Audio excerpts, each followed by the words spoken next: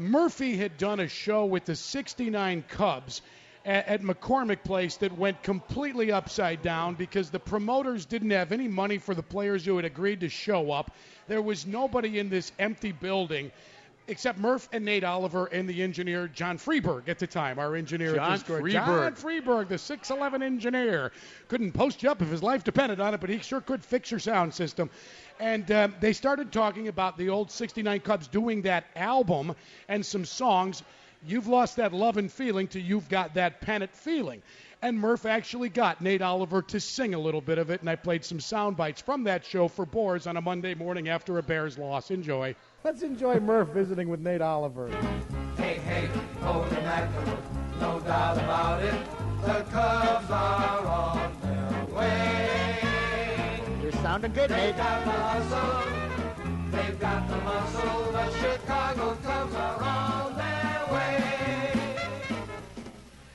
Now, were you guys singers in the I can picture you all in the shower soaping up and singing, and then someone said, hey, we got to get this thing down on vinyl, huh?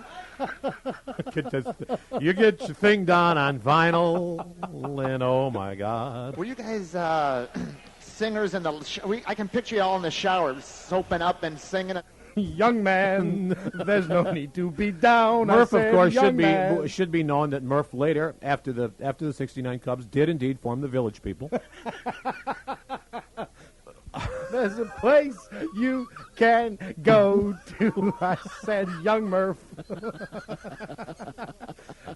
Well, I'll tell you what, you can find a friend in the darndest places, can't you? Here's another chunk of it. Now, here's my favorite cut. For some reason, Gene Oliver didn't make this cut of Pennant Feeling, but I tell you, this might have been a top 10 on one of the rhythm and blues stations if it had a little more airplay. Let's listen to my favorite off Cub Power, 1969. It's outfielder Willie Smith, and our own guest right here, it's Nate Oliver. Gay. All right, I'm getting in the mood now, Nate. Gay.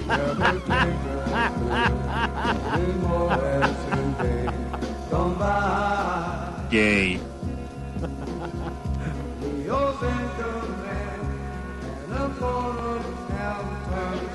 Gay. Yeah, give it to me. Gay.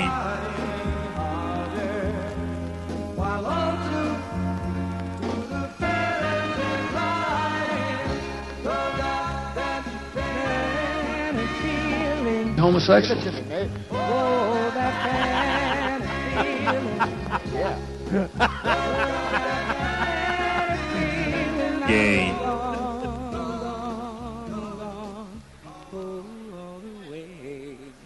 I think we've got a new talent. We found. Hey, do you need an agent for your new singing career? No, once a year, National Anthem, Dodger Stadium, that's it. Do you do? I didn't realize they have you do that still. Really? Every year, yep. Well, we'll be looking for that. Singular, Murph. Singular.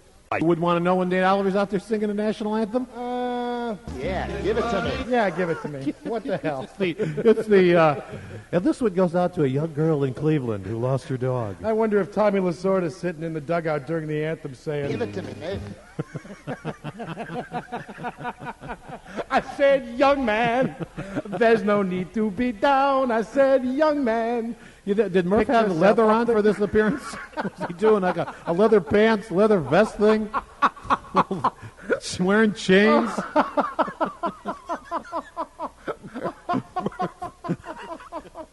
Oh, God. I'm hurting here.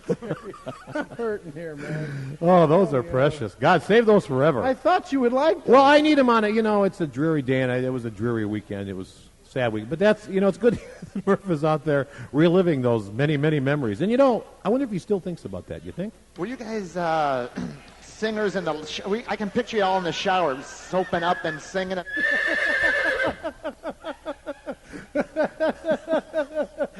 Woo, brother! Homosexual. Next time you come by, bring my stomach. Let's slide in a couple of calls. Oh, boy, I'm leaving. I can't take any more. That's the whole show now, isn't it? We done? Mac is in the city. Hello, Mac. Hey, how you guys doing? Good. All right. You guys are talking about that show that Murph had on Saturday? Yes. Yeah. That's the topic today? Well, not necessarily, but it's Okay, let me start off where I didn't go to my other topic. okay. You know, I was a big fan around that time from that era. I was very impressionable at that time. I was in Little League. So, of course, I was in love with that team. Yep. But, you know, the nostalgia and all that, that's fine. But really, I really thought about it as I was doing my chores around the house listening to that show. I mean, what's the deal with glorifying, ultimately, which was a losing team? There you go. You know, come on. I mean, I was super thrilled. You know, like I said, I was in Little League, and these guys were great players. Banks, Beckert, Kessinger, Williams, all these guys, Holtzman. You're in love with them. You know, they're doing great.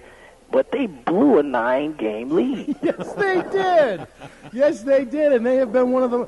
I would venture to say that, you know, come around the year 2020, that team will still be more celebrated in this town than the 84 or 89 divisional championship teams. Bingo. And that leads me to the dangerous conclusions that we can draw here. Is it's okay to be a loser. It's okay to be an underachiever at Wrigley Field. Oh, boy. Well, you know what? That seems to have set the tone for about 23 years now. Definitely. Because, I mean, I still got those feelings, too, man. I love that team. But come on, man. They were losers. Good to me, Nate. But you never dreamed of them soaping up in the shower, did you? Not at all. So that's the fall of 1992 on the Score Sports Radio 820. Yeah, well, what a great signal that was. Now, let me ask you a question. You know what it was? You remember what happened in the aftermath of that? I no longer had a relationship with Murph. That was the beginning of the end. That was the beginning. And he walked in later that afternoon with there was a door in that little bitty dump of a studio we had with a window in it. Yep. And we're on the air, and he's knocking on the window, giving you the finger. Now, why he did that to you, why he chose to wage war with you and not me. But what was that bit? What was it?